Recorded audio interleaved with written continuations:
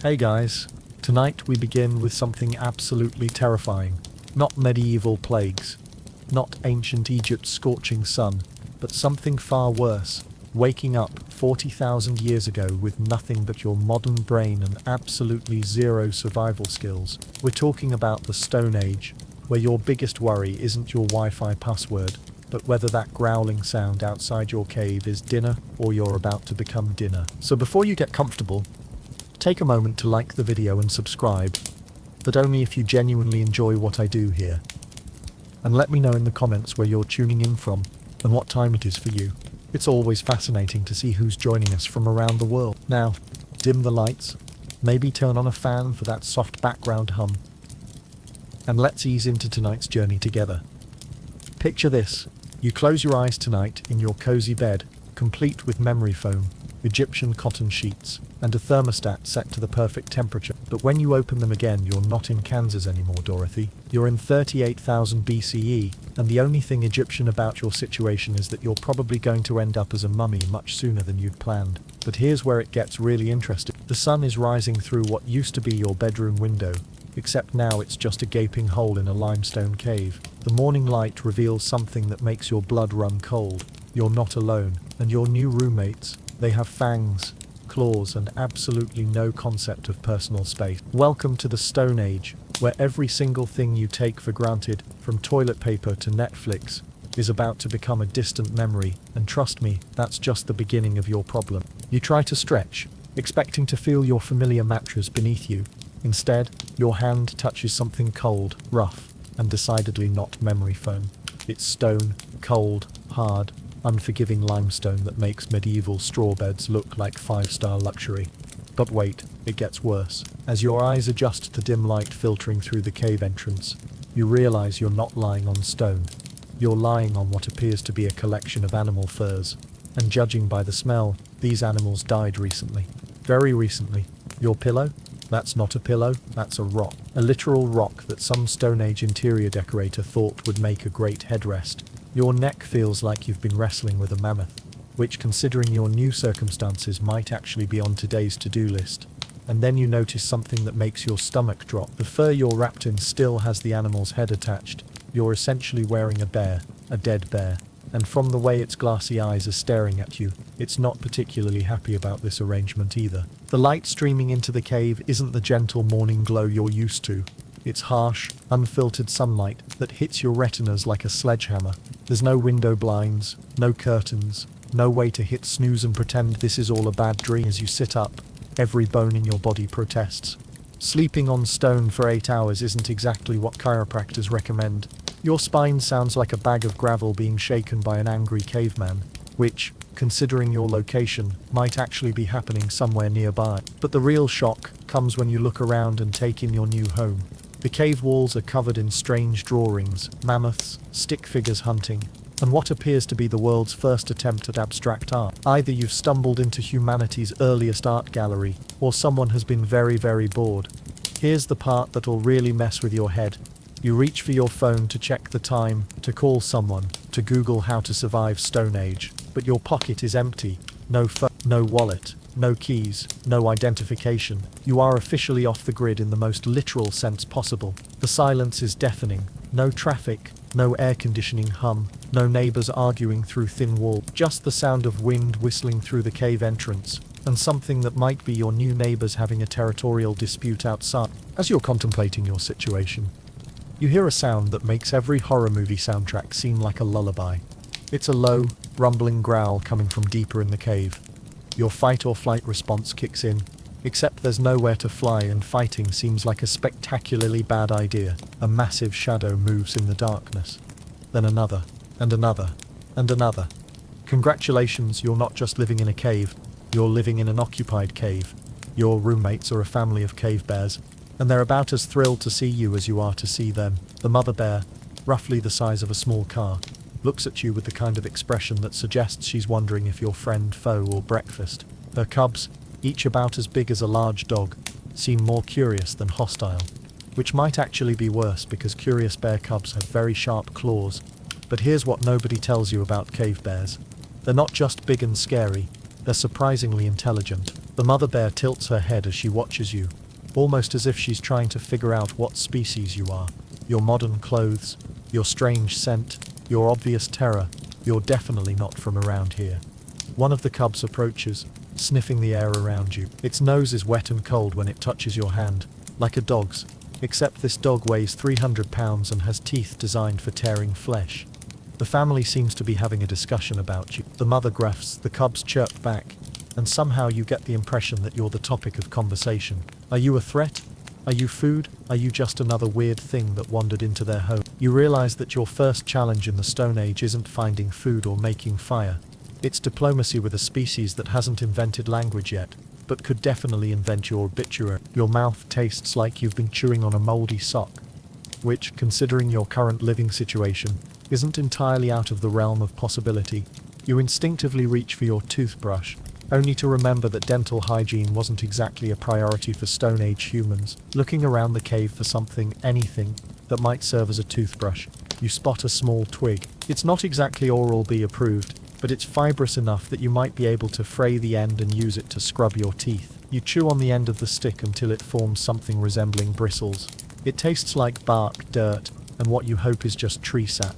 Your teeth feel marginally cleaner, but your tongue now has splinters. But wait, it gets so much worse. You realize that in 40,000 years, nobody has invented toothpaste yet.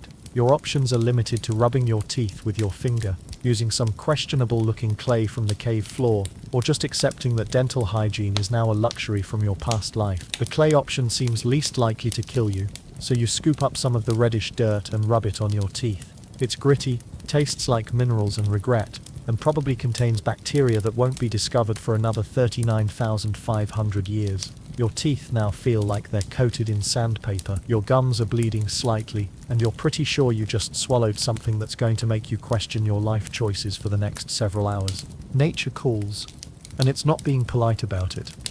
In your modern life, this would be a simple trip to the bathroom, but as you look around the cave, you realize there's no bathroom, no toilet, no toilet paper, no privacy. Your options are limited and all of them are terrible. You could venture outside the cave, but that's where the other bears live. You could find a corner of the cave, but you still have to live here. You could hold it, but that's not a sustainable long-term strategy. You decide to venture toward the cave entrance, hoping to find a discreet spot outside. As you approach the opening, you realize that outside in the Stone Age isn't like stepping into your backyard. It's a vast wilderness, filled with things that want to eat you. And here's the part that'll really ruin your day. You spot what looks like a reasonable place to relieve yourself. A cluster of rocks that might provide some privacy. As you approach, you realize the rocks are arranged in a circle, and inside that circle are several piles of what is definitely not rocks. Congratulations, you've just discovered the communal bathroom. And judging by the size of some of those deposits, your cave bear neighbors have been using this facility regularly. The smell hits you like a physical wall, and you seriously consider just holding it until the invention of indoor plumbing. But nature is insistent, and you realize this is going to be your new normal. No Charmin Ultra Soft, no wet wipes, no bidet. Just you, some scratchy leaves that you hope aren't poisonous. And the growing realization that privacy is a modern concept you'll never take for granted again. The combination of sleeping in animal furs, exploring a dirty cave, and your recent bathroom adventure has left you feeling like you desperately need a shower. The good news? You can hear water running somewhere nearby. The bad news? This is the Stone Age, so running water means a creek, not a faucet. You follow the sound of water through a narrow passage that leads out the back of the cave. The passage is tight, and you have to crawl on your hands and knees, which doesn't help your cleanliness situation. When you emerge, you find yourself looking at the most beautiful natural creek you've ever seen. The water is crystal clear, flowing over smooth stones, surrounded by lush vegetation. It looks like something from a nature documentary, but then reality hits you like an ice-cold slap in the face. You dip your hand in the water to test the temperature, and immediately understand why early humans were so hairy. The water is so cold it makes your hand go numb instantly. This isn't a refreshing mountain stream.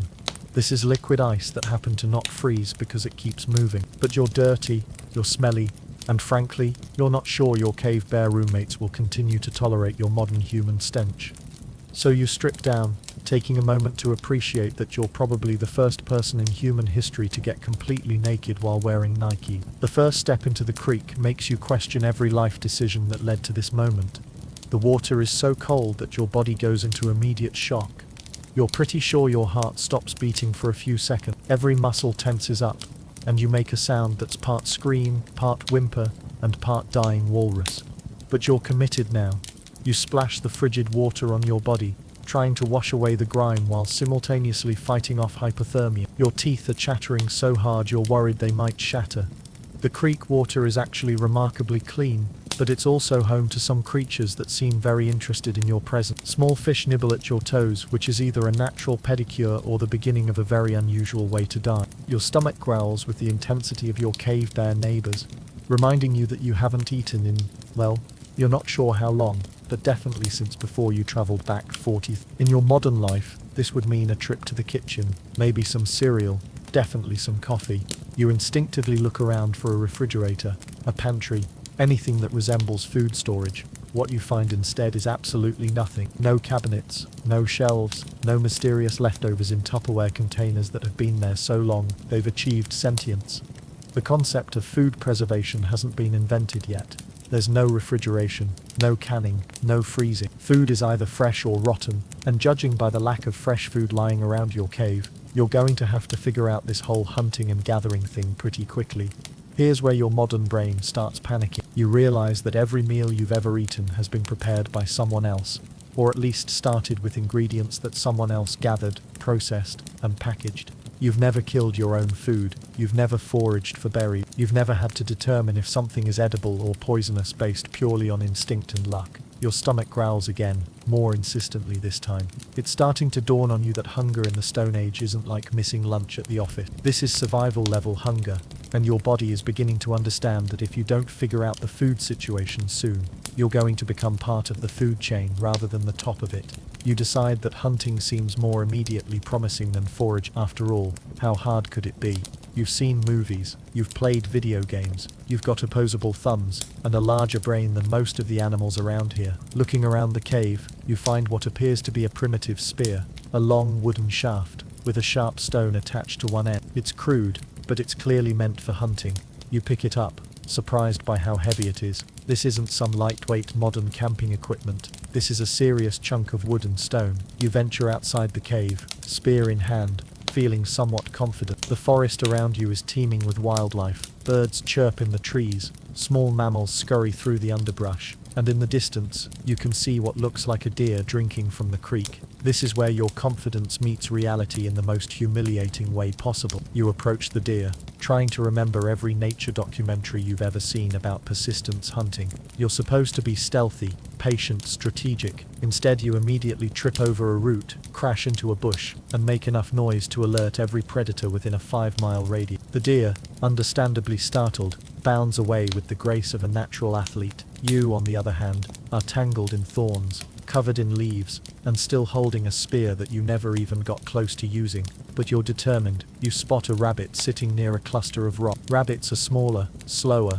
easier targets. You raise your spear, aim carefully, and throw it with all the force you can muster. The spear flies through the air with impressive speed, completely missing the rabbit by about 15 feet, and embedding itself in the trunk of a tree. The rabbit doesn't even seem concerned. It just looks at you with the kind of expression that suggests it's seen plenty of incompetent hunters before. You spend the next 20 minutes trying to extract your spear from the tree, eventually succeeding only to realize that your hunting technique needs significant improvement. Also, you're now weaponless in a forest full of things that are much better at hunting than you are. Hunting is clearly not your forte, so you decide to try gathering. Berries seem like a safe bet. They're colorful, they grow in convenient clusters, and they can't run away from you. The forest is full of berry bushes, each one loaded with what looks like perfectly edible fruit. Red berries, purple berries, blackberries. It's like nature's own grocery store, if grocery stores were completely unlabeled and some of the products could kill you. You approach the first bush, which is covered in bright red berries that look delicious. They're plump, juicy, and your mouth starts watering just looking at them. You pick one and hold it up to the light, trying to determine if it looks like anything you've ever seen in a modern supermarket. But here's the problem that never occurred to you before. You have absolutely no idea which berries are safe to eat. In your modern life, If something was in the grocery store, it was safe. If it was in the produce section, it was healthy. But here in the Stone Age, every berry could be either breakfast or your last meal. You remember vaguely that you're supposed to test unknown foods by touching them to your lips, then your tongue, then chewing a small amount, waiting to see if anything bad happens. It's a slow process, but it beats dying of poisoning on your first day in the Stone Age. The red berries pass the lip test and the tongue test. You chew one carefully, noting that it's tart but not unpleasant. You wait 15 minutes. Nothing happens. You eat a few more, feeling proud of your foraging skill. Then you spot another bush with purple berries that look even more appetizing. These are darker, sweeter looking, and there are more of them. You repeat your testing process, and these berries are delicious, sweet, juicy, with just a hint of tartness. You're feeling confident now, filling your makeshift berry container with a mixture of red and purple berries. You've successfully foraged your first Stone Age meal. That's when your stomach starts making sounds that definitely weren't in any survival manual. 20 minutes after your berry feast, you realize that your careful testing process might not have been as foolproof as you thought. Your stomach is churning, your vision is getting a bit fuzzy, and you're starting to sweat despite the cool morning air. You're not dying, but you're definitely not feeling great either. The purple berries, while delicious, apparently have a mild toxic effect that your modern digestive system is not equipped to handle. You spend the next hour alternating between nausea and regret, while your cave bear neighbors watch you with what you swear is amusement. Your modern clothes, while initially providing some comfort in this strange new world, are quickly becoming a problem. Your cotton t-shirt is already torn from your thorny hunting adventure. Your jeans are not designed for cave living. And your sneakers, while still the most advanced footwear in this time period by about 40,000 years, are collecting prehistoric mud at an alarming rate. Looking around the cave, you notice that the animal hides you slept on aren't just bedding, they're the entire Stone Age fashion catalogue. Your new wardrobe consists of whatever animals your cave bear neighbors have finished with, assuming you can convince them to share. The largest hide appears to have come from something mammoth-sized. It's thick, heavy, and covered in coarse hair that makes modern wool feel like silk. It also smells like the animal died recently, and wasn't particularly concerned with personal hygiene during its final days. But here's where Stone Age fashion gets really challenging. There are no zippers, no buttons, no Velcro, no elastic waistbands. The concept of fitted clothing doesn't exist yet. Everything is basically a large piece of animal skin that you have to figure out how to wrap around your body in a way that provides coverage, warmth, and mobility, while not falling off at inconvenient moments. You pick up what appears to be a deer hide, which is softer and more manageable than the mammoth skin. It's roughly rectangular, with the legs still attached, which creates some interesting design changes. Do you put your arms through the leg holes? Do you wrap it like a toga? Do you wear the deer head as a hat? After several attempts at draping the hide around yourself, you achieve something that resembles clothing if you squint and have very low standards. You're covered, you're warm, and you only look slightly ridiculous. As you're adjusting your new Stone Age outfit, you realize that privacy is another modern concept that doesn't exist yet. Your cave bear neighbors are watching your wardrobe struggles with what seems like entertainment. There's no door to close, no curtain to draw, no do not disturb sign to hang up. The concept of modesty is apparently a luxury for more advanced civilizations. In the Stone Age, everyone sees everything, and nobody seems particularly concerned about it. Bodies are just bodies. Functional, practical, nothing to be embarrassed about. This realization hits you as you're trying to figure out how to change clothes without exposing yourself to your bare audience. In your modern life, you had bedrooms with doors, bathrooms with locks, and changing rooms with curtains. Here, you have a cave with multiple entrances and neighbors who don't understand the concept of personal space. And then it gets even more awkward. You hear voices outside the cave, human voices. Other Stone Age people are approaching, probably the owners of this cave, or at least the people who were here before you somehow appear. You're about to meet your first Stone Age humans. You're half dressed in a deer hide that you don't really know how to wear properly. The voices get closer, and you can hear what sounds like laughter. Either they're having a good time, or they've spotted your fashion disaster and are finding it amusing. Given your recent track record with Stone Age survival skills, you suspect it's the latter.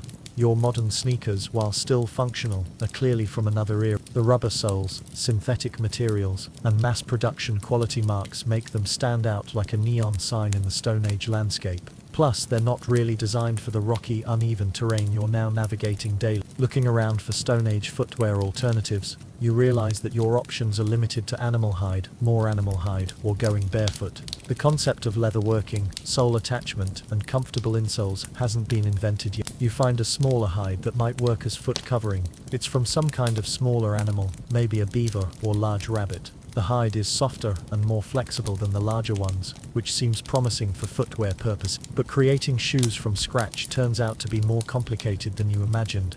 You try wrapping the hide around your foot like a moccasin, but you have no way to secure it. There are no laces, no straps, no buckle. Every few steps the hide slips off, leaving you hopping around trying to keep one shoe on while putting the other back on. You attempt to poke holes in the hide to create lacing points, but without proper tools you just end up tearing the material. Your sophisticated shoemaking plan quickly devolves into you holding pieces of animal skin against your feet while trying to walk normally. The cave bears seem to find your footwear struggles particularly amusing. One of the cubs keeps bringing you small sticks, as if trying to help with your construction project. It's possibly the first example of interspecies cooperation in human history, or the bears are just mocking your obvious incompetence. Eventually, you give up on the shoe project and decide that your modern sneakers, anachronistic as they may be, are still your best option, at least until you meet someone who actually knows how to work with leather, assuming such people exist and are willing to help someone who clearly doesn't belong in this time period. You're starting to understand why Stone Age humans were in such good shape. There's no gym membership required when your daily survival depends on being able to outrun, outclimb, or outlast everything that wants to eat you. Your first real cardio workout comes sooner than you expected. You're exploring the area around your cave, trying to get a better sense of your new neighborhood. When you hear a sound that makes the ground vibrate beneath your feet, it's like thunder but rhythmic. Getting close, you climb up a small ridge to see what's causing the commotion, and your jaw drops. A herd of woolly mammoths is migrating through the valley below you. These aren't the elephant-sized creatures you imagined from museum displays. These are massive, house-sized beasts, covered in thick brown fur, with curved tusks, longer than your entire body.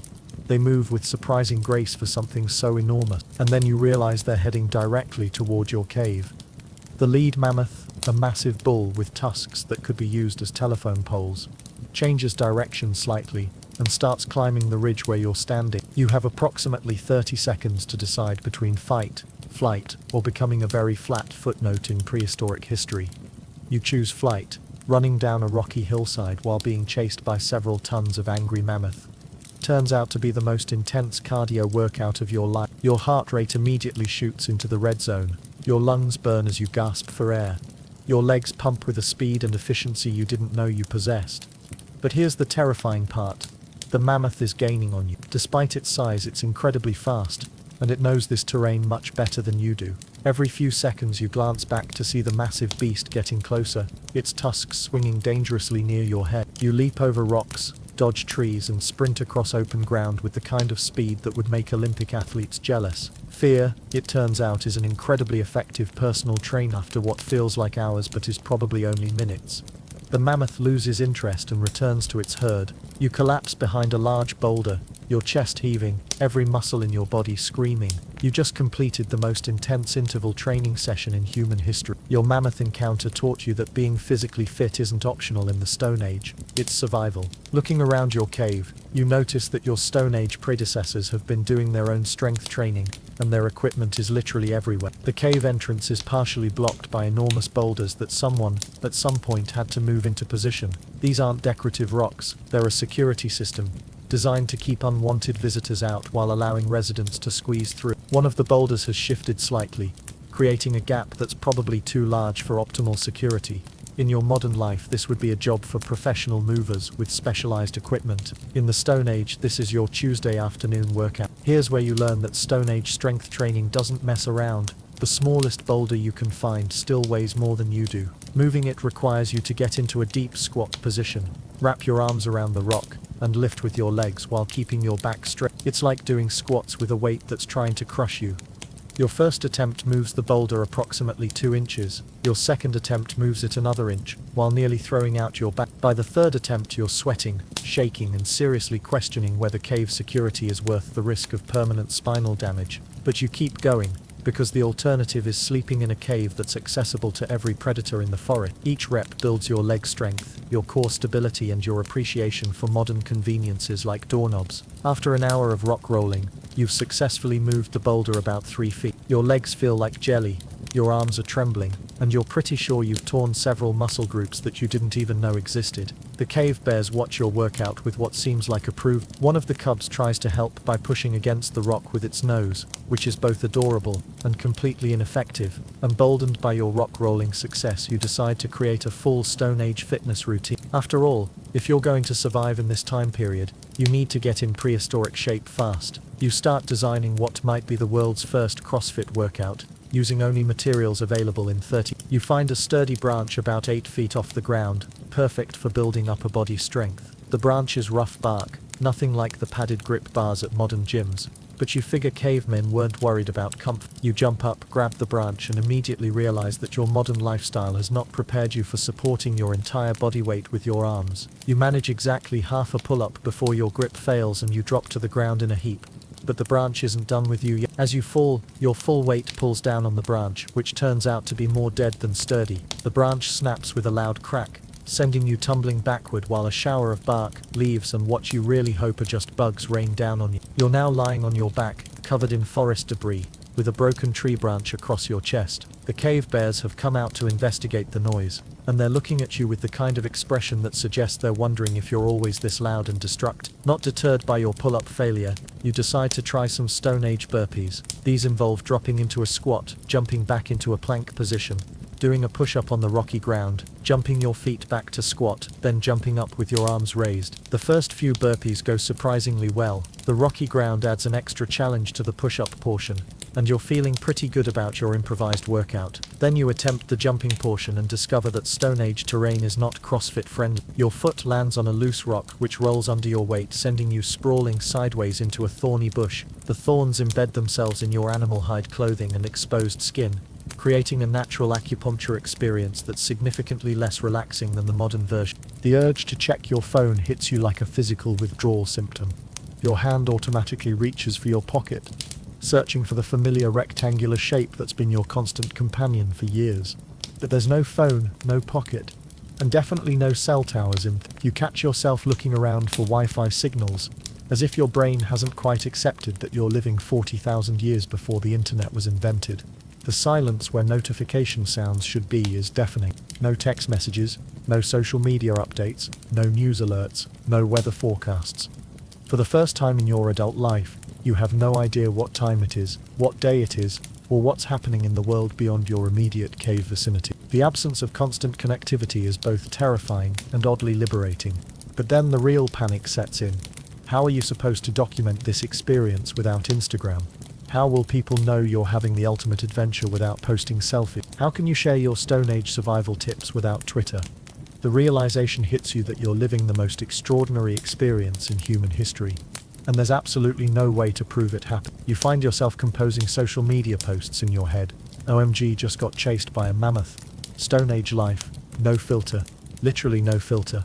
But there's no one to share them with. No likes to collect. No comments to read. The silence where your phone notifications should be becomes a constant reminder of how disconnected you are from everything you considered normal. You're experiencing the ultimate digital detox, whether you wanted one or not. The human voices you heard earlier are getting closer to your cave, and you realize you're about to have your first conversation with actual Stone Age people. The problem?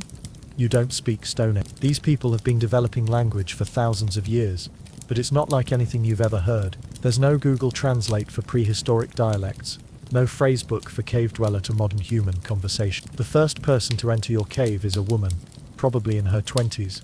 Though it's hard to tell because Stone Age life ages people differently. She's wearing expertly crafted animal hide clothing that makes your deerskin toga look like a bad Halloween costume. She spots you immediately and says something that sounds like ugh, arg, knock. You have no idea if she just said hello, welcome to the neighborhood, or get out of my cave before I feed you to the bears. You try to respond in what you hope is a friendly manner. Hi there, you say, waving awkwardly. I'm, new here. Just moved in. Great cave you have here. She stares at you with the kind of confusion that suggests your modern English sounds as foreign to her as her grunts and clicks sound to you. She responds with a longer string of sounds. Knock, arg, ugh, grok, nara, wook. You nod enthusiastically, pretending to understand while having absolutely no clue what she said. For all you know, she just explained the meaning of life or told you that you're sitting on her bed. You try basic gestures, pointing to yourself and saying me, then pointing to her with a questioning expression. She seems to understand this universal language and points to herself, saying something that sounds like Nara. Progress. You've learned your first Stone Age name. You point to yourself again and say your name, which sounds incredibly modern and out of place in this primitive setting. Frustrated by your inability to communicate verbally, you remember the drawings on the cave wall. This is Stone Age social media. The original status updates, photo sharing and newsfeed all rolled into one rocky surface. Looking more closely at the cave paintings, you start to understand that these aren't just random drawings. They're stories, records, communication. There are hunting scenes, family groups, animals, and what appears to be a map of the local area. You find an empty section of cave wall and decide to add your own contribution to this prehistoric social network. Using a piece of charcoal from an old fire, you start drawing your own story, your arrival in the Stone Age, your encounter with the mammoth, your failed hunting attempts. Your artistic skills, however, leave something to be desired. What you intended to be a majestic mammoth looks more like a deformed elephant with spaghetti for legs. Your self-portrait resembles a stick figure having an existential crisis. And your attempt to draw the cave bears looks like angry clouds with teeth. Nara watches your artistic efforts with growing amusement. She points to your mammoth drawing and makes a sound that is definitely laughter. Then she takes the charcoal from you and, in a few quick strokes, draws a perfect mammoth that makes your attempt look like a toddler's finger paint. She's basically just shown you up on your own Instagram post. In the Stone Age, artistic skill isn't just for self-expression, it's a form of communication, education, and probably social currency. Your terrible drawing skills mark you as clearly not from around here, but Nara seems friendly enough. She points to different cave paintings and makes various sounds, apparently trying to teach you the local news feed. This painting shows a successful hunt. This one warns about a dangerous predator in the area. This one appears to be prehistoric gossip about someone in the tribe. You're getting your first lesson in Stone Age social media, and it's more complex than you imagined. More people begin arriving at the cave, and you realize this isn't just a random social visit, it's market day. Stone Age commerce is about to begin, and you're about to learn that the barter system is significantly more complicated than you imagined. The cave fills with various tribe members, each carrying different items. One person has a collection of sharpened stones, another has dried meat, someone else has what appears to be medicinal plants. Everyone seems to know the exchange rates except you. Nara tries to explain the local economy through gestures and cave drawing. She holds up 5 small, smooth stones, then points to a single piece of fruit. 5 stones equals 1 banana. But then she shows you that those same 5 stones are worth 3 pieces of dried meat, or 1 really good flint knife, or half a day's protection from someone with a bigger spear. Here's where your modern economic understanding completely breaks down. You reach for your wallet out of habit, forgetting that credit cards won't be invented for another 40,000 years. Paper money, not a chance. Digital payments, you might as well be speaking alien. The concept of standardized currency doesn't exist yet. Everything is valued based on immediate usefulness, rarity, and personal relationships. That perfectly round stone might be worth a lot to someone who needs it for their sling, but worthless to someone who already has plenty of ammunition. You try to participate in the market, but you have nothing to trade except your modern clothes, which everyone seems fascinated by but nobody understands. Your sneakers cause particular interest. The rubber soles and synthetic materials are completely foreign to Stone Age technology. One trader offers you a handful of berries for one of your shoelaces, another wants to trade a sharp stick for your belt. Someone else seems very interested in your watch, though they obviously have no idea what it does. As you observe the trading process, you notice that certain items seem to hold value beyond their practical use. Particularly beautiful stones, rare shells, and interestingly shaped bones are treated with special reverence. One trader has a collection of shiny, smooth pebbles that everyone seems to want. These aren't practical tools, they're too pretty to use for hunting or cutting, but people are willing to trade valuable items for them. You're witnessing the birth of decorative currency. Nara explains through gestures that these shiny pebbles come from a distant river, requiring dangerous travel through territory controlled by hostile tribes. Their value comes from their rarity and the risk involved in obtaining them. Sound familiar? It's basically prehistoric Bitcoin, a valuable commodity based on scarcity and the energy required to mine it. But the similarity to modern cryptocurrency goes deeper than you expected. The value of these pebbles seems to fluctuate based on supply, demand, and tribal politics. When word spreads that the dangerous river territory has become more accessible, the pebble values drop. When rumors circulate about increased predator activity in that area, the values go up. You're watching the world's first speculative commodity market, played out with shiny rocks and grunted negotiations. Some tribal members are clearly pebble traders, accumulating large collections and carefully monitoring market conditions. One enterprising trader tries to convince you that slightly less shiny pebbles from a nearby stream are just as good as the rare river stones. You're witnessing the Stone Age equivalent of cryptocurrency. The trading session takes an interesting turn when someone arrives with fresh mammoth meat, the Stone Age equivalent of hitting the lottery. This isn't just food, it's enough protein to feed several families for weeks. But here's the problem. Mammoth meat is too valuable for anyone to afford outright. The solution? The world's first credit system. People start making promises about future payments, setting up elaborate IOU arrangements that would make modern financiers proud. One person offers to give the meat seller 3 perfectly crafted spears sometime next month when he finishes making them. Another promises a share of any future successful hunts. Someone else offers exclusive access to their best berry-picking locations for an entire season. And this is where Stone Age economics gets really complicated.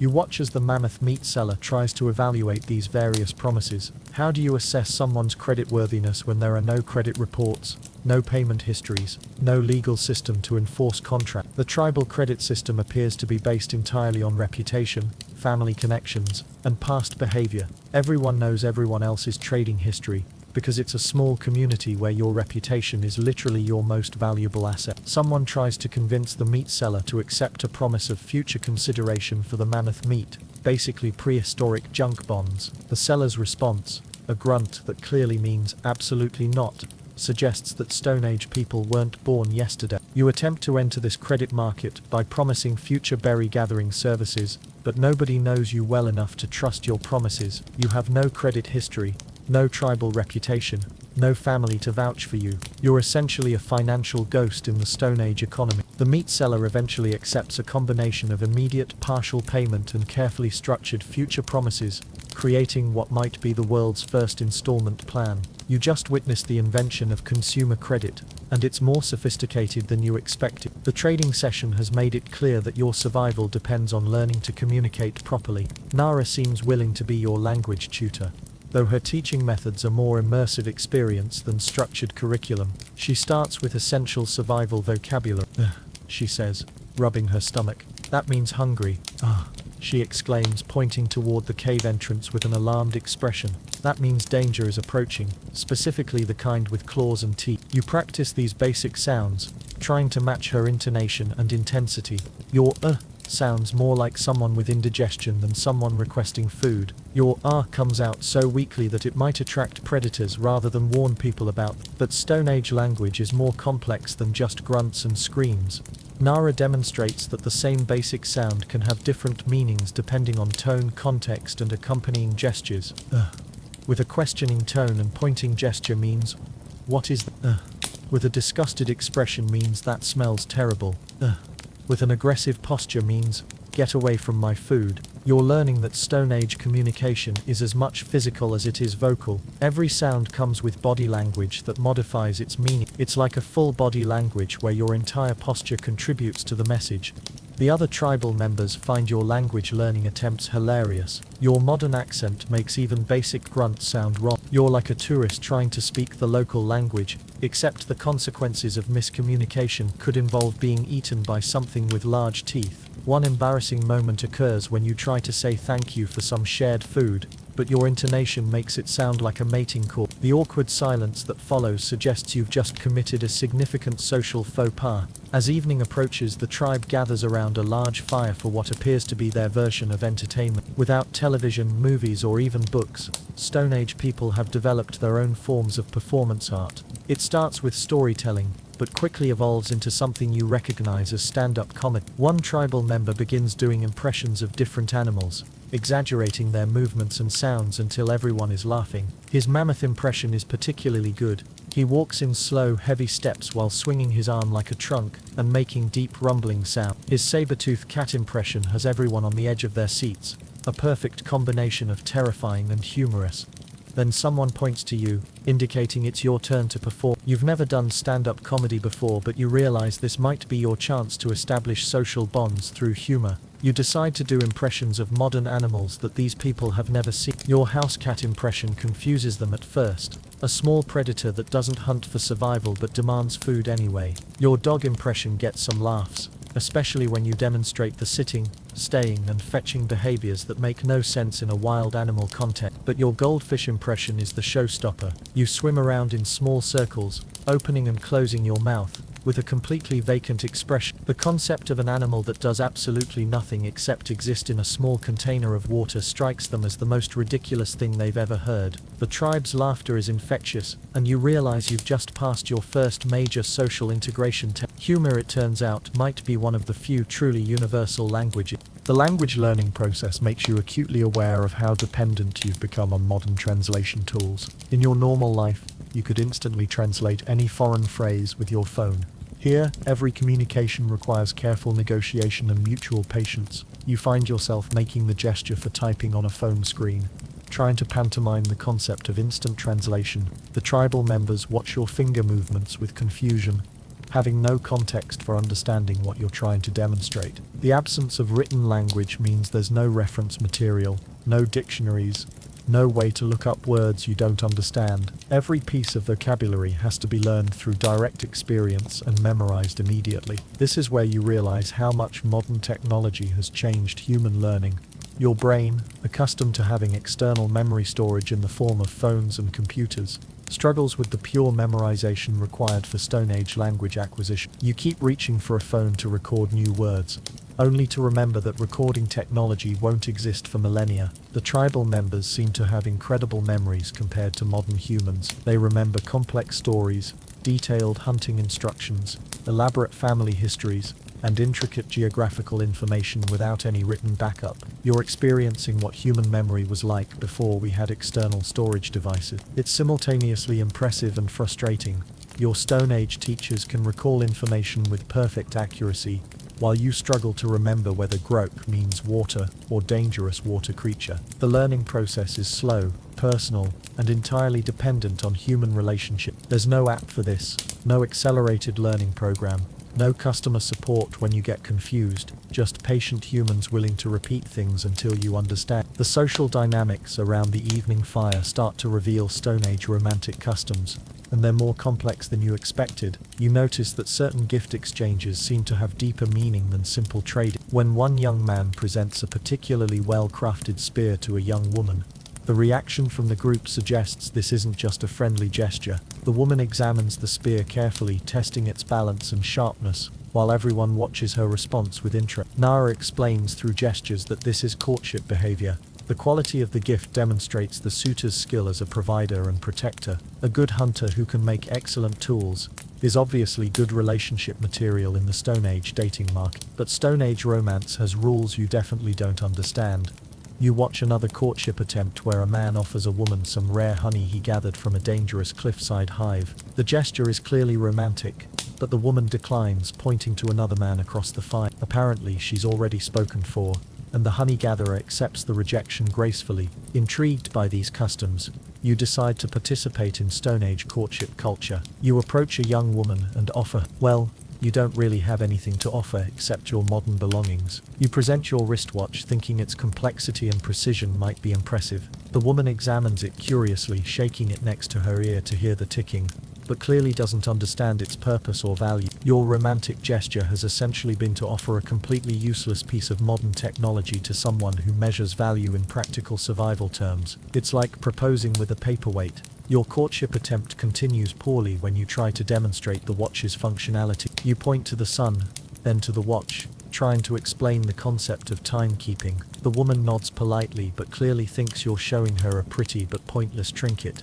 Desperate to prove your worthiness as a potential partner, you offer to share your modern knowledge. You attempt to explain concepts like germ theory, agriculture, and the wheel, using elaborate hand gestures and cave wall drawings. Your agricultural explanation, involving deliberately planting seeds in organized rows, strikes them as bizarre. Why would you put food in the ground instead of eating it immediately? Your wheel demonstration, using a round stone, seems impractical for their rocky, forested terrain. This is where your modern courtship skills completely In your world, Intelligence and knowledge are attractive qualities. In the Stone Age, practical skills and immediate usefulness matter more. Your theoretical understanding of future innovations means nothing if you can't hunt, fight, or gather food effectively. The woman you're trying to court watches your demonstration with growing confusion. She eventually calls over Nara, who seems to be explaining that you're the strange person who can't hunt, can't speak properly, and draws like a child. The final blow to your romantic hopes comes when the woman draws a simple heart shape on the cave wall, then clearly crosses it out while looking directly at you. Even 40,000 years ago,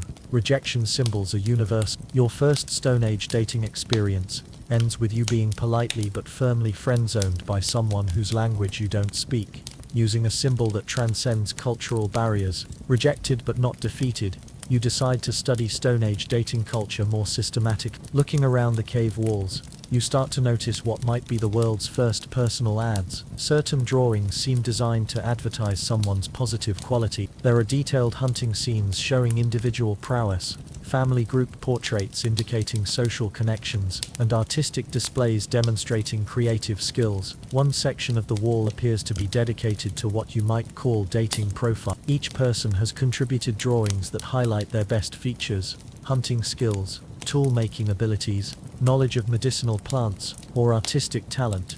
You decide to create your own Stone Age dating profile. Using charcoal and your limited artistic skills, you attempt to draw yourself in the most flattering light possible. You depict yourself successfully running from the mammoth, picking berries without getting poisoned, and communicating with the cave bear. Your self-portrait shows you wearing your modern clothes, which you hope will demonstrate access to advanced materials and technology. You add symbols representing your modern knowledge, crude drawings of wheels, fire, and what you hope looks like agricultural tools. The other tribal members gather to examine your dating profile with great interest. They point and discuss among themselves, clearly trying to interpret your pictographic resume. Unfortunately, their interpretation seems to be that you're claiming to be some sort of shaman or spirit person, given your strange clothes and incomprehensible technology. This either makes you mysteriously attractive, or completely untouchable. You can't tell which. One woman approaches your wall profile with interest, pointing to your mammoth running scene and nodding approvingly.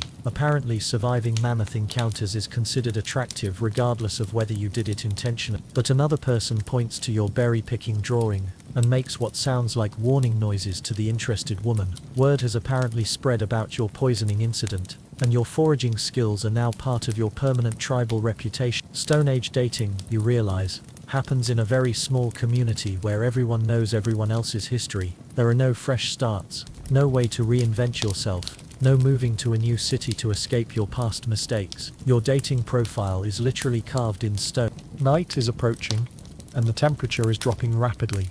In your modern life, warmth was always just a thermostat adjustment away. Here, fire isn't a convenience. It's literally the difference between life and death. The tribal fire that provided light and warmth during the evening social gathering is burning low, and everyone is preparing to sleep.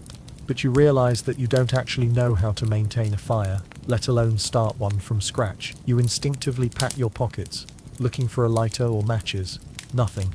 The concept of instant flame hasn't been invented yet. You're going to have to learn fire making the hard way.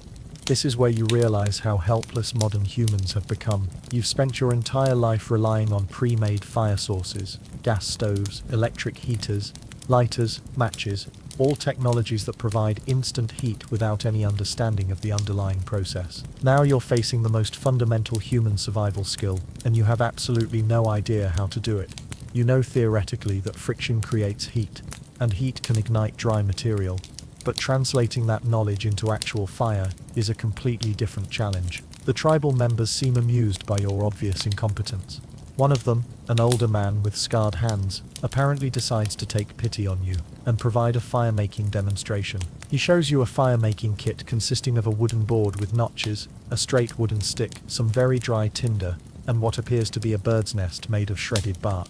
The old man begins the fire-making process, and you realize this is going to be an intensive physics lesson delivered entirely through demonstration. He places the wooden stick in one of the notches on the board, then begins rotating it rapidly between his palms. The motion looks simple, but you can see the intense concentration on his face as he maintains steady pressure and consistent speed. After several minutes of continuous motion, You notice thin wisps of smoke beginning to rise from the friction point. The old man's movements become more urgent, his rotating speed increases, and the smoke becomes more visible. Here's where the process gets really critical. The moment a tiny ember forms, he carefully tips the board to allow the glowing coal to fall into the prepared tinder nest. He wraps the nest around the ember and begins blowing gently, providing just enough oxygen to encourage the ember without extinguishing it. The tinder nest begins to smolder, then suddenly bursts into flame. He quickly transfers the burning nest to a prepared pile of kindling, and within moments, he has a roaring fire. The entire process took about 10 minutes and required constant, precise attention. You've just watched someone create fire from nothing but wood, friction, and expertise. Now it's your turn to try. Your first attempt is a disaster. You can't maintain the steady pressure and speed required to generate sufficient friction. Your hands slip on the wooden stick, interrupting the heat-building process. After 5 minutes of pathetic spinning, you haven't even produced visible smoke. The old man takes the stick from you and demonstrates the proper hand positioning and movement technique. It's like learning to play a musical instrument. The motion looks simple, but requires precise coordination and timing. Your second attempt goes better. You manage to maintain steady friction for several minutes, and you actually see a tiny wisp of smoke rising from the wood. Excited by this progress, you increase your spinning speed dramatically.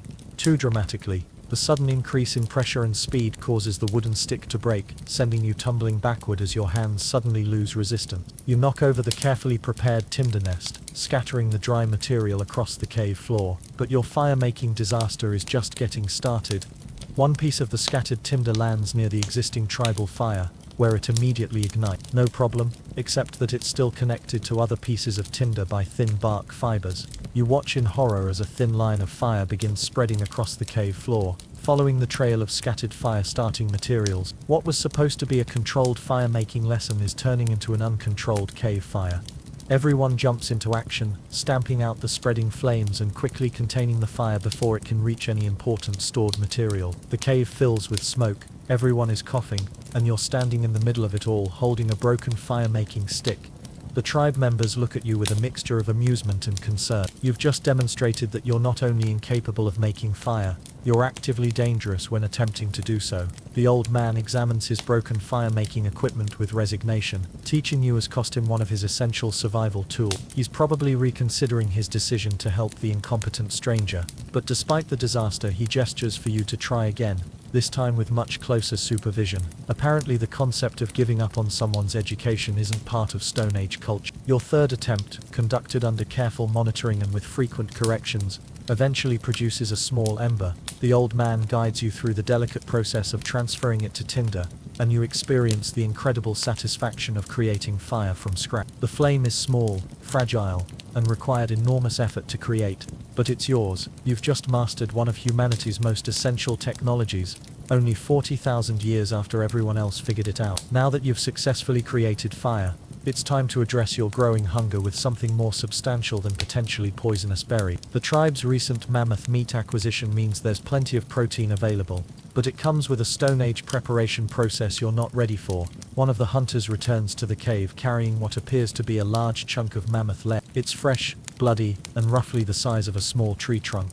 Your modern brain immediately thinks, refrigerate this immediately. But there are no refrigerators in. The hunter begins the butchering process right there in the cave, using sharp stone tools to separate the meat into more manageable pieces. Blood pools on the cave floor, and the smell of fresh meat fills the air. It's like watching a nature documentary except you're living in it. Here's where your modern food safety training completely conflicts with Stone Age reality. In your world, raw meat is dangerous. You've been taught to fear bacteria, parasites, and foodborne illnesses. Everything needs to be properly refrigerated, carefully cleaned, and thoroughly cooked to safe internal temperatures. But the Stone Age people around you are casually sampling the raw meat as they cut it, checking for quality and taste. They offer you a piece of raw mammoth, gesturing for you to try it. Your modern stomach recoils at the thought of eating uncooked meat, but you realize this might be a cultural bonding moment that you can't afford to refuse. You accept the small piece of raw mammoth and examine it closely. It's surprisingly lean, with a deep red color and minimal marbling. It smells strong but not unpleasant, like iron and earth and wildness. You take a small bite, chewing carefully. The taste is intense and somewhat gamey, but not terrible. Your digestive system, however, is not accustomed to raw meat consumption. Within minutes, your stomach begins making concerning sounds. Hoping to avoid digestive disaster, you decide to cook your portion of mammoth meat. The tribe seems amused by your insistence on heating food that's perfectly edible raw, but they allow you to use their fire for your experiment. You attempt to recreate a barbecue experience using Stone Age equipment. You find a flat stone that might work as a cooking surface and position it near the fire to heat up. The cooking process immediately presents challenges you never anticipated. How do you control the temperature when your heat source is an open fire? How do you prevent the meat from burning on the outside while remaining raw inside? How do you know when it's properly cooked without a meat thermometer? Your Stone Age barbecue quickly turns into a culinary disaster. You place the mammoth meat on the heated stone, and it immediately begins sizzling and smoking. The fat renders out, causing flare-ups that char the outside of the meat before the inside has even warmed up. The smell is incredible, rich, smoky and deeply appetizing. But your cooking technique needs work. You try to flip the meat, but it sticks to the stone. When you finally pry it loose, half the cooked surface remains stuck to your improvised cooking surface. The tribal members watch your cooking attempts with growing interest. They've apparently never seen anyone insist on heating meat to this degree before. Your thoroughly cooked mammoth represents a completely new culinary concept. When you finally declare your meat done, it's blackened on the outside and somewhat raw in the middle. It's simultaneously overcooked and undercooked, which seems impossible but accurately describes your Stone Age barbecue skills. You offer to share your cooked meat with others, figuring this might be a good opportunity to introduce them to new cooking techniques. Their reactions are mixed. Some find the altered texture interesting, others prefer their meat raw. As you're eating your cooked mammoth meat, you notice that the tribal members are watching you with expressions of concern rather than admiration. Your insistence on thoroughly cooking meat has raised questions about your sanity, rather than establishing you as a culinary innovator. Nara approaches with what appears to be a medicinal plant, offering it to you while pointing to your stomach. Apparently, your cooking behavior has convinced them that you have some kind of digestive illness that prevents you from eating normal food. The concept that cooking might improve food or make it safer is completely foreign to them. In their experience, food is either fresh and good, or rotten and bad. The idea of intentionally changing food through heat application strikes them as possibly supernatural behavior. You realize you might have accidentally established yourself as some kind of shaman. Your strange cooking practices, combined with your inexplicable clothes and incomprehensible behavior, are creating a reputation for mystical powers rather than practical skills. Some tribal members begin bringing you various foods to see if you'll apply your mysterious heating process to them. They present berries, roots and even water, waiting to see if your magical cooking abilities can transform these ordinary items. You attempt to explain the concept of cooking through gestures and demonstrations, showing how heat changes the texture and flavor of food, but without a common language. Your explanations come across as ritual incantation. One person brings you a piece of meat that's clearly been dead for several days, smelling strongly of decomposition. They point to your fire, then to the rotting meat, apparently asking if your heating magic can restore spoiled food to freshness. You decline to attempt cooking the rotten meat, which only reinforces their belief that your powers have specific limitations and requirements. By the end of your cooking demonstration, you've established yourself as either a holy person with mysterious food powers, or a mentally unstable individual with disturbing eating habits. Either way, you're definitely not fitting into normal tribal social structure. Your reputation as someone with possible supernatural abilities becomes more complex when a thunderstorm rolls through the valley. The tribe's response to the storm reveals their spiritual beliefs, and you're about to get involved whether you want to or not. The first rumble of thunder sends everyone in the cave into high alert. This isn't just concern about getting wet. This is deep, spiritual anxiety about angering forces beyond human control. An older woman, apparently some kind of tribal spiritual leader, begins making specific gestures toward the cave entrance, while chanting in low, rhythmic tones. Everyone else joins in, creating a communal response to the approaching storm.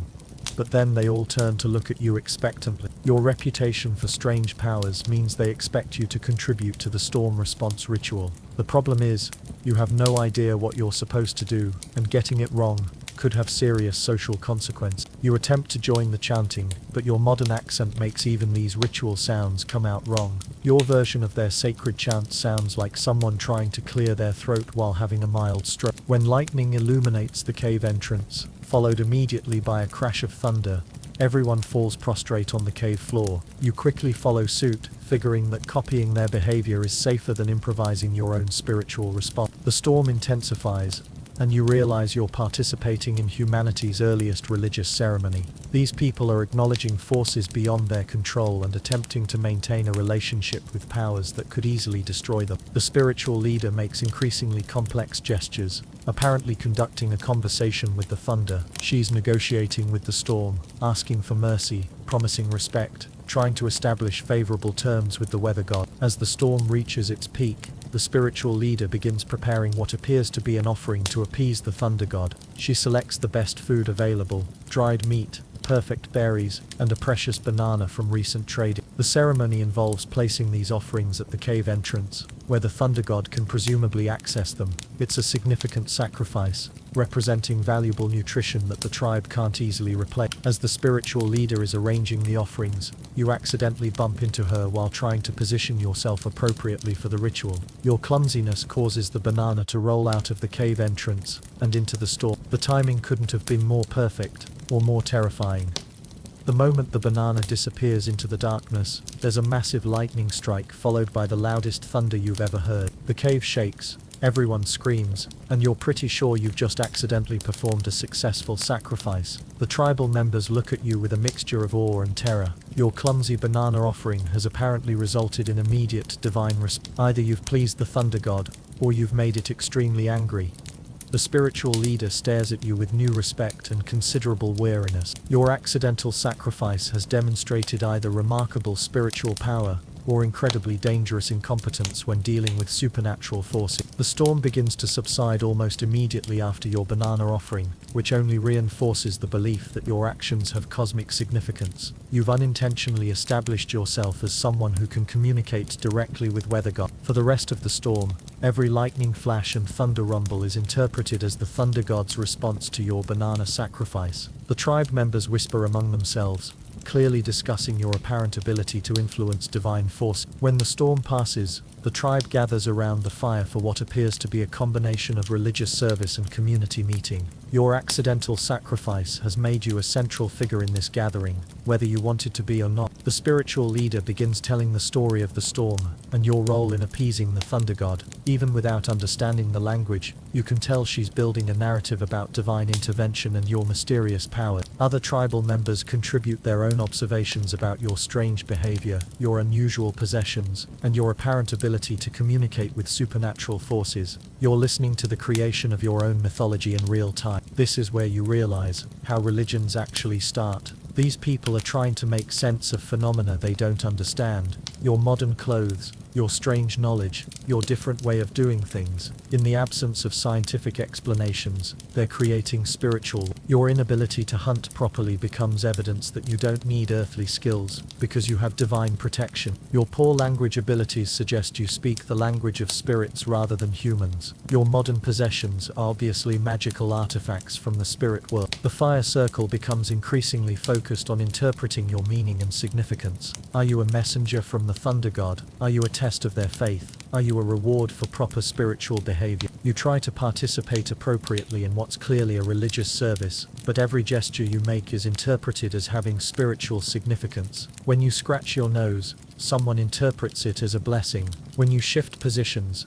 it's seen as a ritual movement. The community is literally creating a religion around your presence, and you have no control over the process. Your every action is being incorporated into their spiritual worldview. By the end of the gathering, you've been assigned a role in their belief system that you never wanted and don't understand. You're no longer just a strange visitor. You're a religious figure with responsibilities and expectations that could get you killed if you disappoint the wrong people. Your new status as a spiritual figure comes with unexpected responsibilities, including being consulted about important tribal decisions. One morning, a group of hunters approaches you with what appears to be an orphaned wolf cub. The cub is adorable, fluffy, playful, and small enough to hold in your hands. Its mother was apparently killed during a recent hunting expedition, and the hunters are asking your spiritual guidance about whether to keep it, release it, or use it for food. You immediately think, puppy, and start imagining the possibility of domesticating this wolf cub. After all, dogs were originally wolves, and somewhere in human history someone must have made this transition successfully. But turning a wild wolf into a domestic dog is significantly more complicated than you imagine. The wolf cub seems friendly at first, accepting food and allowing you to pet it, but as it gets comfortable with its surroundings, its wild instincts begin to emerge. Your first clue that domestication won't be easy comes when the cub decides that your animal hide clothing smells like its natural prey. It begins stalking you, practicing hunting behaviors by pouncing on your feet and trying to bite your ankle. What you initially interpreted as playful behavior is actually the cub learning to hunt by treating you as practice prey. Its cute attacks are getting stronger and more aggressive as it grows. The tribal members watch your wolf domestication experiment with growing concern. They understand wolf behavior better than you do, and they can see that your pet is developing into a potential threat. When the wolf cub reaches adolescent size, it begins challenging your authority directly. It steals food, ignores your commands, and shows dominance behaviors that make it clear it doesn't consider you its pack leader. Your attempt to create the world's first domestic dog ends when the young wolf decides to mark its territory by urinating on your sleeping furs, then growling at you when you object. You're being dominated by your own pet. Discouraged by your wolf failure, but still hoping to establish a relationship with an animal companion, you turn your attention to a smaller, seemingly more manageable creature. A small wild cat has been hanging around the cave entrance, apparently attracted by the food scraps and warmth of the fire. It's sleek, independent, and seems more civilized than the aggressive wolf cub. You begin offering the cat small pieces of meat, hoping to establish a friendly relationship. The cat accepts your offerings readily, purring and rubbing against your legs, in a way that seems genuinely affectionate. This is where you learn that cats haven't changed much in 40. Your new feline friend quickly establishes that it will accept your food and attention on its own terms only. It comes and goes as it pleases, ignores any attempts at training, and treats your cave as its personal domain. The cat's hunting instincts are impressive, but problematic. It brings you gifts of dead mice, birds, and insects, dropping them at your feet with obvious pride in its hunting prowess. These aren't offerings you particularly want, but rejecting them seems to hurt its feeling. More problematic is the cat's tendency to steal food directly from the communal meal preparations. It's fast, sneaky, and completely shameless about grabbing chunks of mammoth meat that are meant for human consumption. You try to train the cat to sit, stay, and come when called, basic commands that work with dogs. The cat stares at you with an expression that clearly means, "Are you serious?" then walks away to do whatever it was planning to do anyway. The tribal members find your relationship with the cat amusing but somewhat mystifying. They can't understand why you're sharing valuable food with an animal that provides no useful services in return. Your experiences with the wolf and cat have taught you that Stone Age animal relationships are more complex than modern pet ownership. Deciding to explore other options, you venture into the forest to see what other potential animal companions might be available. The forest is essentially a prehistoric pet store, except all the animals are wild, most of them are dangerous, and none of them want to be your friend. You spot a family of rabbits that seem potentially tameable. They're small, cute, and presumably easier to manage than wolves. You attempt to approach them slowly, offering food and making gentle sounds. The rabbits' response is immediate flight. They disappear into the underbrush so quickly that you're not sure they were ever really there. Apparently rabbits haven't developed any interest in human companionship yet. Your forest pet shopping trip quickly becomes more dangerous than productive. You encounter a porcupine that seems relatively calm and non-aggressive. Thinking it might make an interesting companion, you attempt to approach it peacefully. The porcupine's response to your friendly overture is to turn around and present you with a display of very sharp quills. You back away quickly, realizing that some animals come with built-in reasons why they don't make good pets. A curious squirrel approaches your position, apparently attracted by some food scraps you're carrying. It seems playful and intelligent, possibly trainable, but when you try to offer it food directly from your hand, it bites you hard. The bite isn't serious, but it's a clear message that wild animals have different ideas about personal boundaries than you do. Your forest expedition ends when you encounter a bear cub that's absolutely adorable, but clearly has a mother somewhere nearby. The maternal bear's distant roar suggests that your pet shopping trip is over. You return to the cave with a better understanding of why humans domesticated only certain species. Most animals either don't want human companionship, are too dangerous to keep close, or require more resources than they provide in return.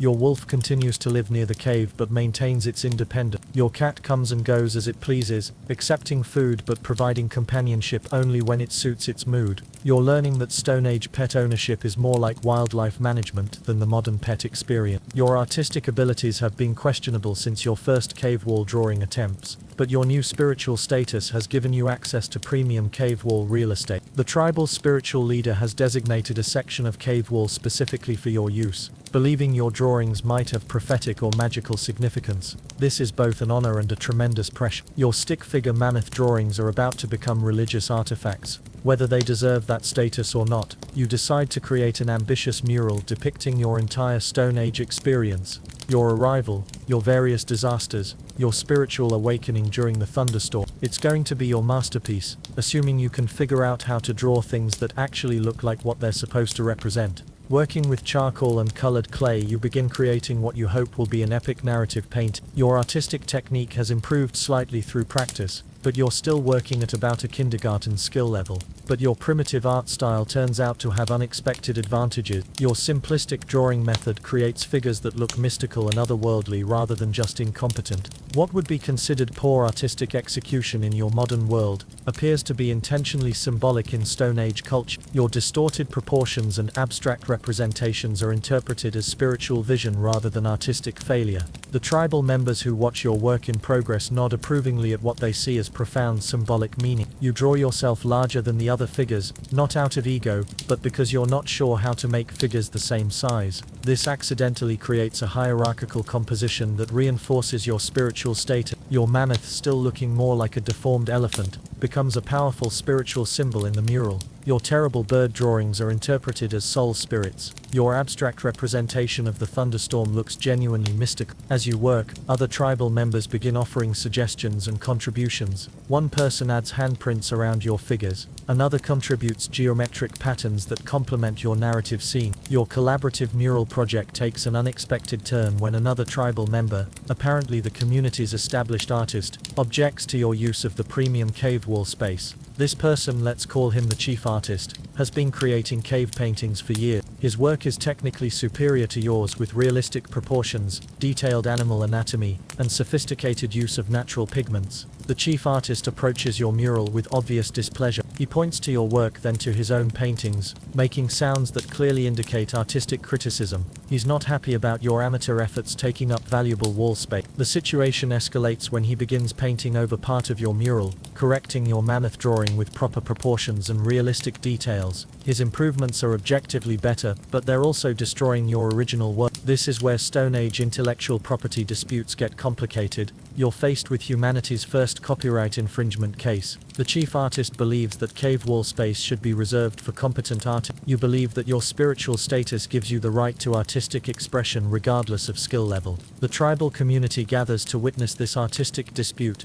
Some support the chief artist's position that good wall space shouldn't be wasted on poor art. Others argue that your spiritual significance makes your drawings important regardless of artistic merit. Nara attempts to mediate the conflict, suggesting that both artists could share the wall space by working collaboratively. This proposal satisfies neither party. You want creative control over your spiritual narrative, and the chief artist doesn't want his reputation associated with your amateur work. The dispute reaches a climax when the chief artist erases one of your key figures and redraws it in his own style. You retaliate by adding your own improvements to one of his existing paintings, creating a visual argument carried out in charcoal and clay. The tribal spiritual leader finally intervenes, declaring that both artistic visions have value in their own way. She designates separate sections of cave wall for each artist, essentially creating the world's first arts district zoning ordinance. Your artistic efforts gain an unexpected reviewer when one of the cave bears takes an interest in your mural. The mother bear approaches your painting area and sits down to observe your work, watching your artistic process with what seems like genuine attention.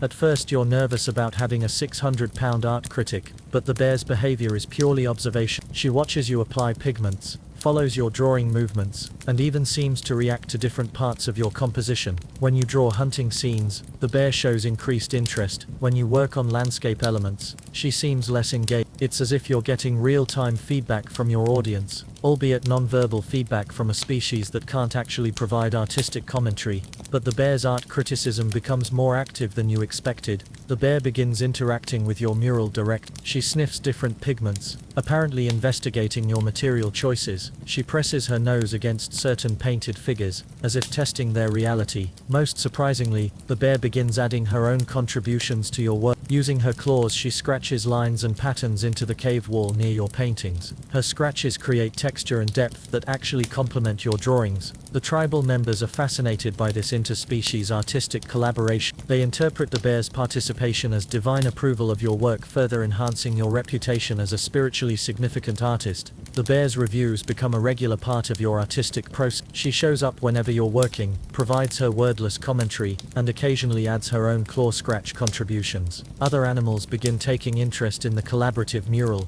Birds perch nearby and seem to study the painted bird figure. Small mammals investigate the cave wall paintings of their species. You realize you're creating the world's first interactive, multi-species art installation. Your terrible drawing skills have accidentally pioneered a new art form that bridges the gap between human creativity and animal consciousness. The chief artist, initially dismissive of your amateur work, begins studying the animal interactions with your painting. He starts incorporating similar collaborative elements into his own work, essentially learning new artistic techniques from your accidental innovation. As evening approaches, you realize that Stone Age home security is significantly more hands-on than modern alarm systems. The tribe begins their nightly routine of securing the cave against potential predators, and your participation in this process is both expected and essential for survival. The security system consists entirely of strategically placed rocks, wooden barriers, and human vigilance. There's no technology, no electronics, no backup systems, just physical obstacles and the hope that they'll be sufficient to keep hungry predators outside. The cave entrance is the primary vulnerability. During the day, it provides light, air circulation, and easy access. At night, it becomes a potential highway for every carnivore in the forest. Working together, the tribal members begin rolling large stones into position to narrow the cave entrance. This is the rock-moving workout you experienced earlier, but now it's a life or death security measure rather than exercise. Your participation in cave security reveals just how physically demanding Stone Age life really is. Every stone has to be precisely positioned to create an effective barrier without completely blocking airflow. The gaps between rocks must be too small for predators to squeeze through, but large enough to prevent carbon dioxide buildup from the fire. You struggle with rocks that the other tribal members move easily, highlighting how much stronger Stone Age people are compared to modern humans. Your contribution to the security effort is enthusiastic but not particularly effective. The process takes nearly an hour, transforming the cave entrance from an open doorway into a partially sealed fortress. The result isn't impenetrable, but it creates enough of an obstacle that most predators will look for easier targets. Additional security measures include preparing weapons within easy reach, positioning fire materials for quick lighting, and establishing watch schedules for the night. Everyone has a role in the security system, and failure could be fatal for the entire group. With the cave secured, the next challenge is figuring out where everyone sleeps. In your modern life, bedtime meant going to your own room, closing the door, and enjoying privacy. In the Stone Age, bedtime is a complex social negotiation involving territory, warmth distribution, and security positioning. The cave has limited prime sleeping real estate. Areas close to the fire are warm, but potentially dangerous if the fire spreads. Spots near the entrance are cooler but offer quick escape routes. Interior positions are safer but further from warmth and fresh air. Your status as a spiritual figure gives you some leverage in the sleeping arrangement negotiations, but you're still new enough that you don't fully understand the social dynamics involved. The sleeping arrangement process reveals the complex social hierarchy within the tribe. The spiritual leader gets first choice of sleeping location, naturally. The best hunters and providers get preference for warm, safe spots. Families with small children are positioned in the most protected area. You're offered a sleeping spot that's clearly chosen for your spiritual significance rather than your practical contributions. It's near the fire but not too close, protected but not isolated, respectful but not prestigious. The problem is that your chosen sleeping area is currently occupied by your cat, who has decided that this particular spot is perfect for feline comfort. The cat shows no intention of moving, regardless of human sleeping arrangement. Attempting to relocate the cat results in a brief but intense conflict. The cat makes it clear that it was here first and has no interest in accommodating human sleeping schedules. You're being overruled by your own. The tribal members find this domestic dispute amusing but are also watching to see how you handle the challenge to your authority. If you can't manage one small cat, what does that say about your spiritual power? Eventually you negotiate a compromise with the cat, creating a shared sleeping arrangement that satisfies neither party but avoids open conflict. You're learning that Stone Age politics involves diplomacy with multiple species. The final element of nighttime preparation is establishing the watch schedule. Someone needs to stay awake throughout the night, monitoring the fire, listening for predators, and alerting everyone if danger approaches. This isn't the kind of guard duty where you can sit in a comfortable chair and occasionally glance at security monitors. Stone Age night watch requires constant attention, physical endurance, and the knowledge to distinguish between normal night sounds and genuine threat. The watch schedule is divided into shifts, with each person responsible for several hours of vigilant guard duty. Your inclusion in the rotation is both an honor, you're trusted with everyone's safety, and a terrifying responsibility. Your first night watch shift reveals just how different nighttime was before electric lighting. The darkness outside the cave is absolute. There are no street lights, no distant city glows, no human-made illumination of any kind. The only light comes from stars, moon, and your carefully maintained fire. Every sound in the darkness could be significant. Wind through trees, small animals moving through underbrush, branches creaking, or large predators stalking closer to your cave. Learning to distinguish between these sounds is a skill that could save lives. Your modern hearing, accustomed to constant background noise, is both overwhelmed and inadequate for this environment. You notice sounds you never would have heard in your normal life, but you have no experience interpreting their significance. The fire requires constant attention to maintain proper light and heat output. Too much fuel and you waste precious resources while creating excessive smoke. Too little fuel and the fire dies, leaving everyone vulnerable in complete darkness. During your watch shift, you hear something large moving through the forest outside. It could be a mammoth, a bear, or something equally dangerous. The sound gets closer, then stops directly outside your blocked cave entrance. You're faced with the decision of whether to wake everyone for a potential threat, or handle the situation quietly to avoid panic. Either choice could be wrong, and the consequences of a bad decision could be fatal for the entire tribe.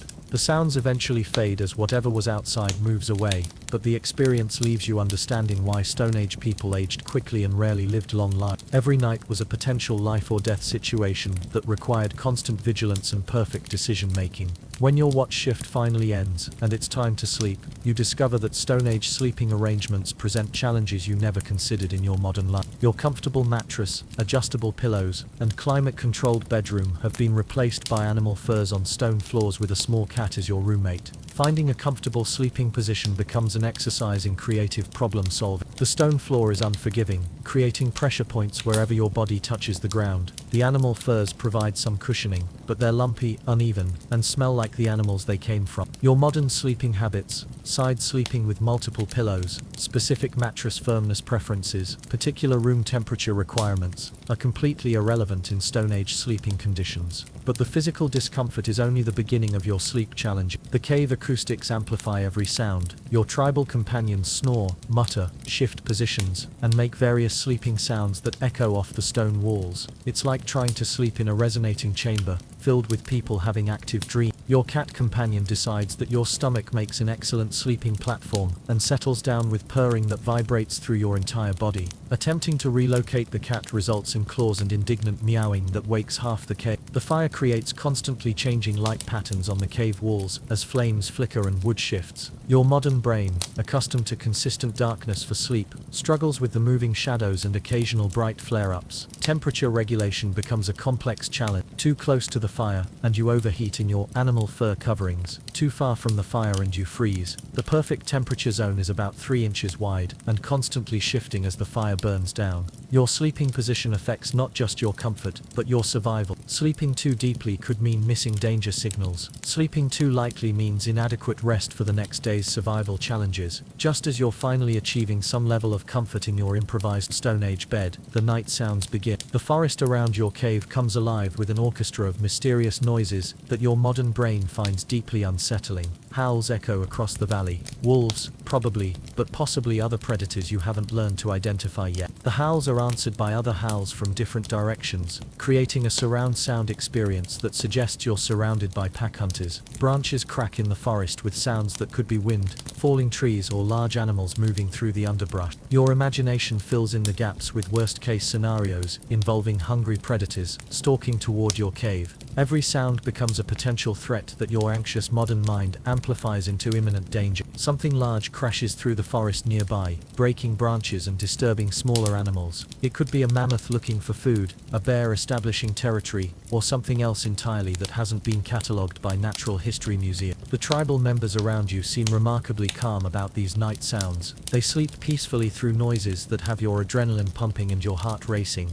They've learned to distinguish between normal forest sounds and genuine threats, but you haven't developed that skill yet. Every howl makes you wonder if wolves are approaching. Every crack makes you think predators are testing your cave defenses. Every unknown sound triggers fight or flight responses that prevent restful sleep. Your cat seems equally alert to the night sounds, but its responses are different from yours. When the cat's ears perk up and it stares intently toward the cave entrance, you know something significant is happening outside. The night sounds create a constant low-level anxiety that prevents deep sleep. You drift between wakefulness and light dozing, never achieving the restorative sleep your body needs for tomorrow's survival challenge. When you finally do fall into deeper sleep, your subconscious mind processes the day's traumatic experiences in the form of vivid, terrifying dreams that would make horror movie directors jealous. Your first Stone Age nightmare features the mammoth chase from earlier, except this time you don't escape. The massive beast pursues you through an endless landscape of rocks and thorns while you run in slow motion, your legs refusing to move fast enough to ensure survival. In the dream, the mammoth grows larger and more menacing with each step.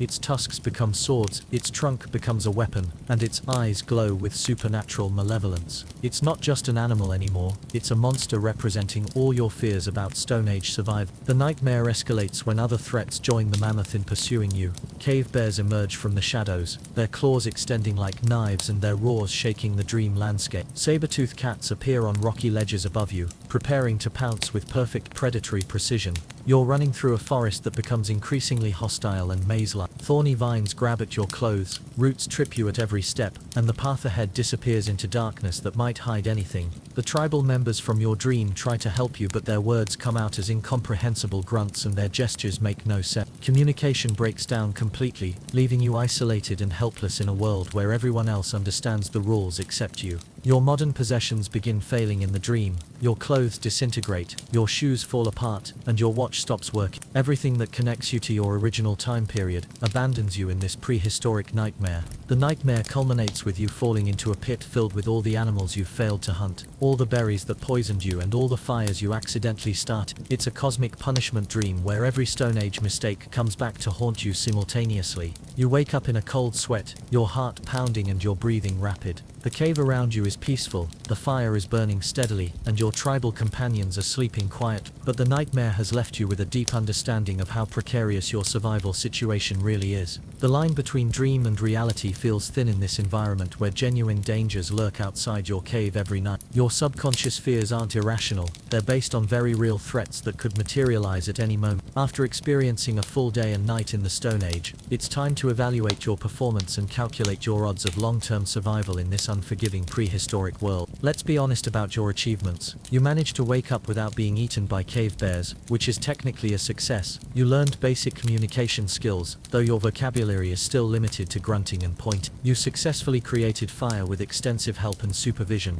On the positive side, you've established yourself as a spiritual figure in the tribal community, which provides some protection and social status. You've formed alliances with both human and animal neighbors. You've learned essential survival skills like fire making and food preparation, even if your execution needs work. But your Stone Age report card reveals some serious deficiencies: hunting skills, failed catastrophe. You couldn't catch a rabbit, couldn't use a spear effectively, and nearly injured yourself with your own weapons. Gathering abilities, mixed results. You successfully identified some edible plants, but also poisoned yourself with berries that any Stone Age child would know to avoid. Tool making competence, non-existent. You broke more tools than you created, and demonstrated no understanding of prehistoric technology. Language acquisition, progressing slow. You've mastered basic survival vocabulary, but couldn't conduct a complex conversation about anything more sophisticated than immediate physical needs. Social integration, surprisingly successful, largely due to your accidental spiritual status rather than any deliberate social skill. Physical fitness, inadequate for Stone Age demands. Your modern lifestyle has not prepared you for the constant physical challenges of prehistoric survival. The comparison between modern human capabilities and Stone Age requirements requirements, reveals just how dependent we've become on technology, infrastructure, and specialized knowledge systems. Modern humans excel at abstract thinking,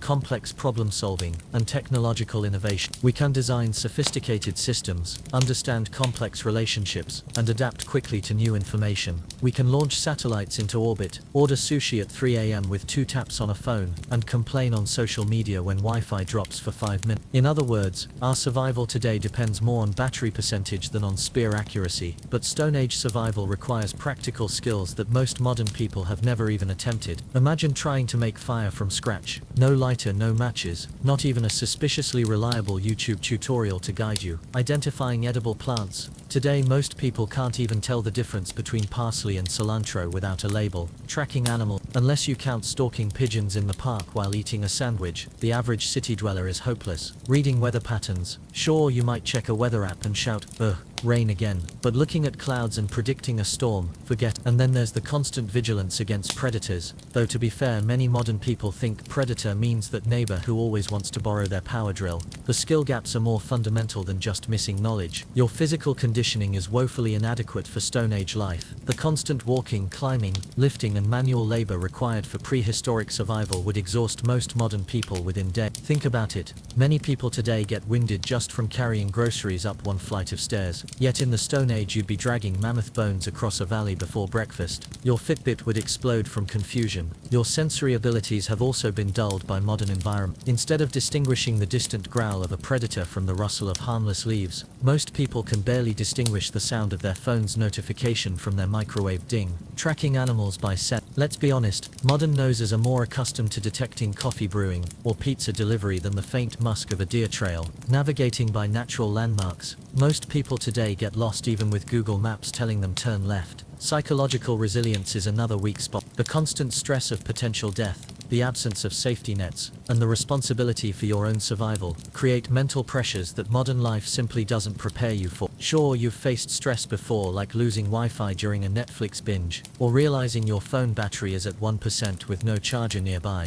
but that's not quite the same as realizing you need to fight a saber-toothed tiger with nothing but a pointy stick you carved an hour ago. However, your modern knowledge does provide some quirky advantages. Understanding of basic scientific principles helps with fire making and tool construction, though you'd probably spend the first hour giving a TED talk to confused cavemen about the physics of friction, instead of actually starting the fire. Knowledge of nutrition and food safety gives you a tiny edge. You'd probably avoid eating the glowing mushrooms, even if the local hunter-gatherers insisted they're fine. Problem-solving skills help you adapt to unfamiliar situations. You might not be able to skin a rabbit efficiently, but you'd come up with an innovative PowerPoint presentation explaining why someone else in the tribe should definitely do it for you. Ultimately, your survival rate in the Stone Age would depend on how fast you could learn, how quickly you could toughen up physically, and most importantly, how well you could integrate with existing human community. Because let's be clear, solo survival would be virtually impossible for most modern people. You'd need allies, mentors, and probably someone willing to stop you from accidentally wandering into a swamp while daydreaming about iced coffee. In short, the Stone Age would crush most modern humans within a week, but at least you'd die knowing how impressive your ability to send emojis once was. So how would you fare if you woke up in the Stone Age tomorrow morning? Based on this comprehensive simulation,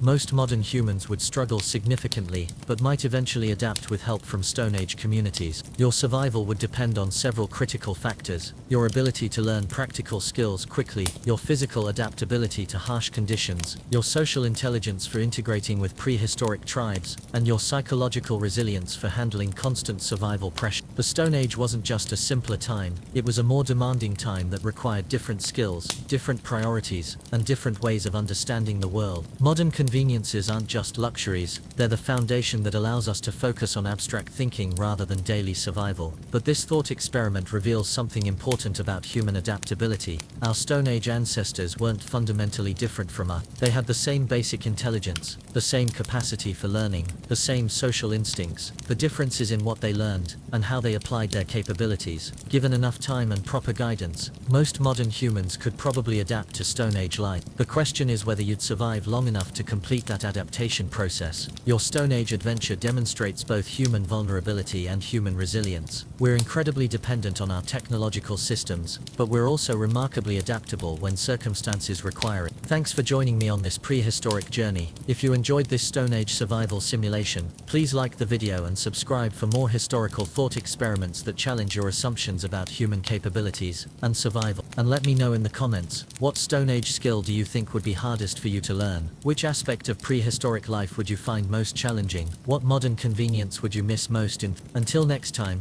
appreciate your central heating, your refrigerator, and your indoor plumbing, and maybe practice making fire, just in case. Sweet dreams, and remember, you're never more than 40,000 years away from having to figure out how to survive without technology.